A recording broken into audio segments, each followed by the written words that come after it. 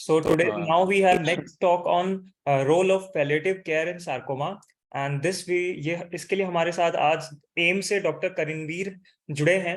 So now I would like to hand over to you, Dr. Karanveer. Thank you for being with us. You can please thank you. proceed. सभी मौजूद लोगों को मेरी तरफ से नमस्कार। आज हम बात करेंगे role of palliative care in sarcoma, जिसका मैंने अपनी प्रेजेंटेशन को सरल भाषा में हिंदी में लिखा है ताकि मैक्सिमम लोग समझ सकें और उसका स्क्रीनशॉट लेके भी रख सकें ताकि आगे काम आए। और कई लोग नहीं अंग्रेजी समझ पाते हैं, थोड़ी मेडिकल भाषा भी मुश्किल होती है, इसलिए मैंने कोशिश की है कि सरल हिंदी में ही किया जाए सारा।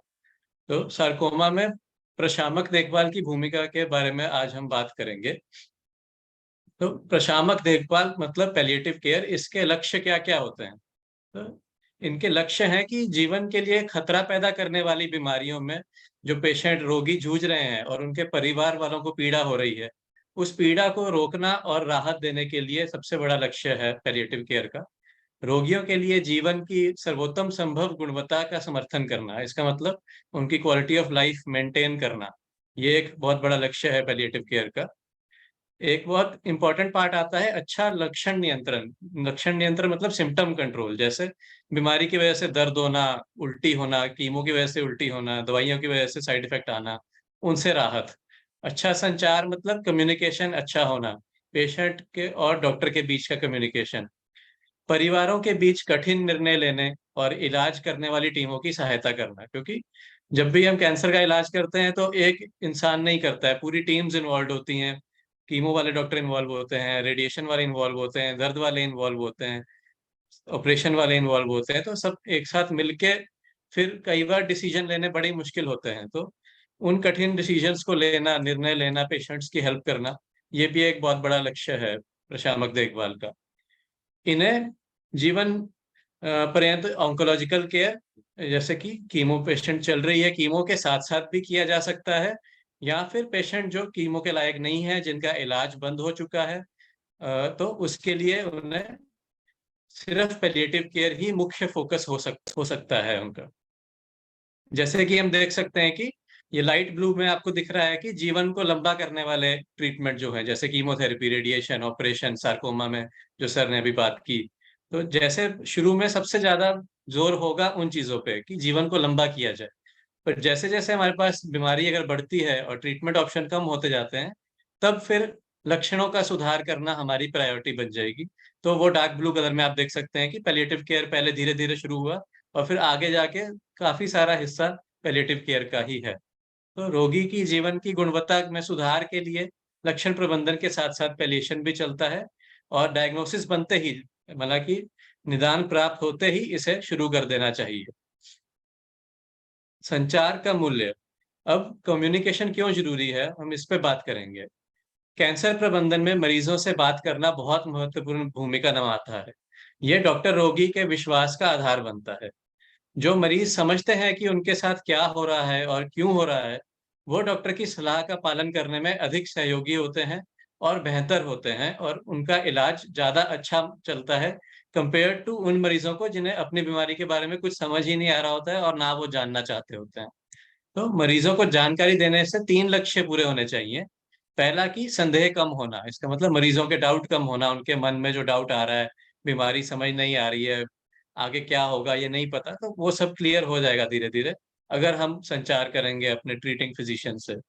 रोगी के कार्य करने और निर्णय लेने की क्षमता में सुधार होना, जो कि बहुत जरूरी है। जो पेशेंट है उसे ही बीमारी है, तो उसका ट्रीटमेंट क्या चल रहा है उसमें बहुत बड़ा हाथ होना चाहिए पेशेंट का, कि जो उनकी बीमारी है उसके हिसाब से पेशेंट खुद डिसीजन ले कि मेरे लिए क्या अच्छा है क्या बुरा है, डॉक्टर से बात करे, और फिर रोगी चिकित्सक बंधन जो है वो तभी सुधरेगा और तभी आगे तक इलाज चलेगा। क्योंकि ये सब बीमारियों का इलाज लंबा चलता है, कईयों का सालों साल चलता है। तो शुरू से अगर रोगी और चिकित्सक का बंधन जो है वो अच्छा होगा, तो आगे सबको आसानी रहेगी। अब बीमारी की अवस्था किसे कहते हैं? कैंसर के इलाज में जो उत्तरजीविता बढ़ाने के लक्ष्य ने हाल ही वर्षों में काफी प्रगति हासिल की है, क्योंकि बहुत सारे ट्रीटमेंट्स आजकल नए निकलते आ रहे हैं, जिनकी वजह से जो पहले कैंसर ट्रीटेबल नहीं थे, जैसे रस्तोगी सर ने मैं बताया, अब वो भी ट्रीटेबल हो रहे हैं, लोगों की जिंदगी बढ़ रही है। हालांकि ये बहुत समझने योग्य बात है, पर फिर भी कोई सिर्फ जीवित रहने के लिए हर सुबह नहीं उठता। जब कोई इंसान सुबह उठता है, चाहे उसे बीमारी जो मर्जी बीमारी है, वो मन में कुछ विचार, कुछ अपेक्षाएं, कुछ काम पूरे करने के लिए उठता है। तो जैसे कि मैंने बताया कि जब रोगी को ये महसूस होने लगता है कि वह अपनी दुनिया से अलग हो गया है, या उसको अपने जीवन पर कोई नियंत्रण ही नहीं रहा है बीमारी करके, या जीवन अनिश्चितताओं से भर गया है, अनसर्टिनिटीज हैं पूरी, कि आगे क्या होगा उसे कुछ समझ नहीं आ रहा है, जब ये सब उनके साथ होने लग जाता है, तब वो असली बीमारी की स्थिति में प्रवेश करते हैं। शारीरिक बीमारी की जो स्टेज है वो जरूरी नहीं है कि इससे बिल्कुल मेल खाए, और ये बहुत महत्वपूर्ण संकट का कारण बन जाता है बीमारी की अवस्था जब मरीज पहुंचता है उसमें। हम बात करेंगे कि दर्द प्रबंधन पे। अब अब हम संक्षिप्त परिचय करेंगे, ब्रीफ में बात करेंगे कि कैंसर पेशेंट में जो पेन होता है, जो दर्द होता है, ये सबसे अधिक परेशानी वाले लक्षणों में से एक है।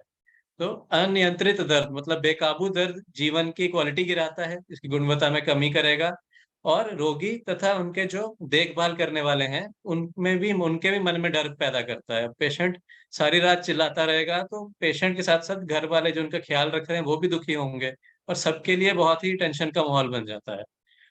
और एडवांस्ड कैंसर में, उन्नत कैंसर में 60 से 90% लोगों में इनका दर्द का अनुभव किया जाता है। इसलिए दर्द को कम करना, काबू करना बहुत जरूरी पार्ट है, पर्टिकुलरली सार्कोमा केयर में।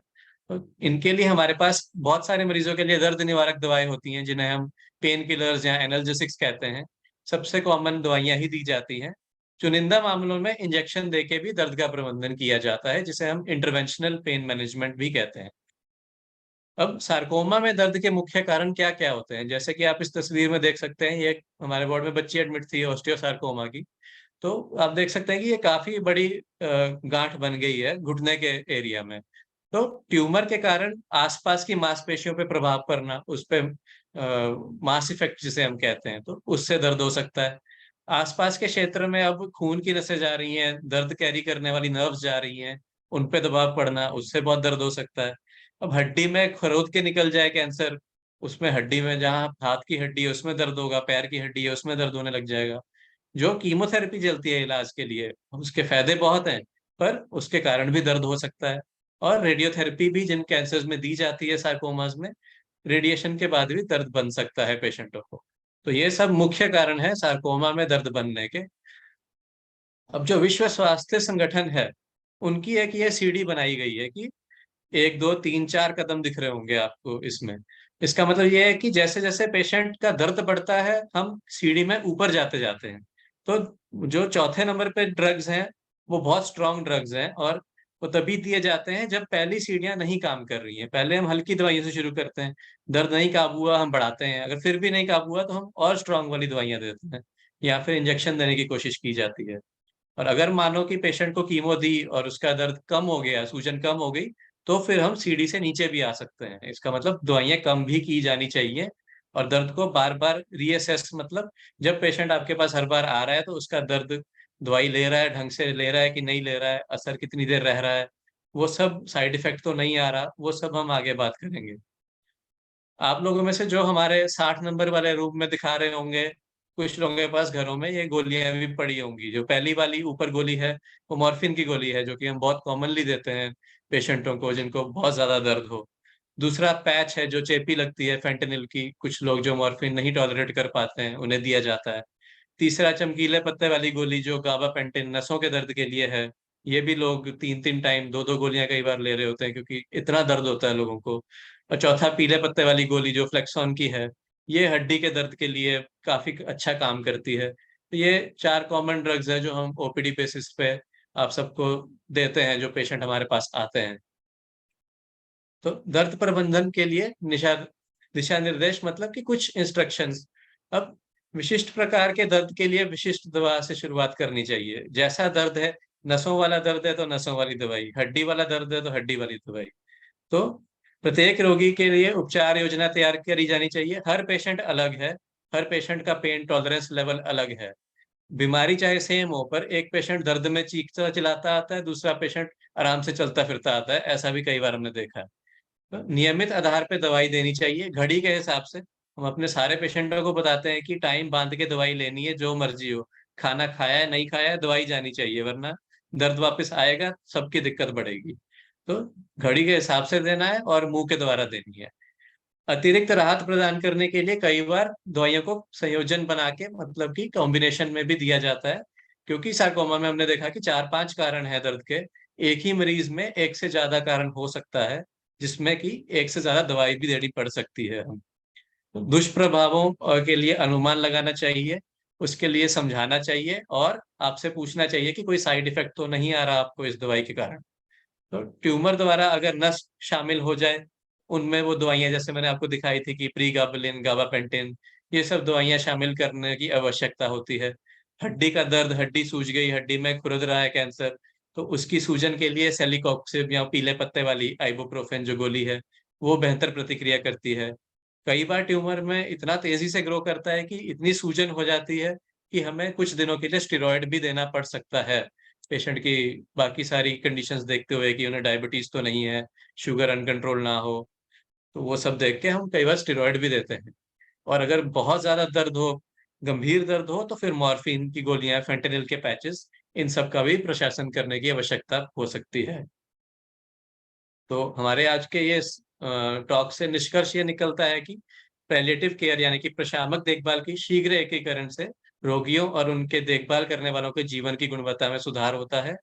उपचार करने वाले डॉक्टरों के साथ खुला संवाद रखें, और उपचार के दौरान उत्पन्न होने वाले संदेहों और प्रश्नों को स्पष्ट करें।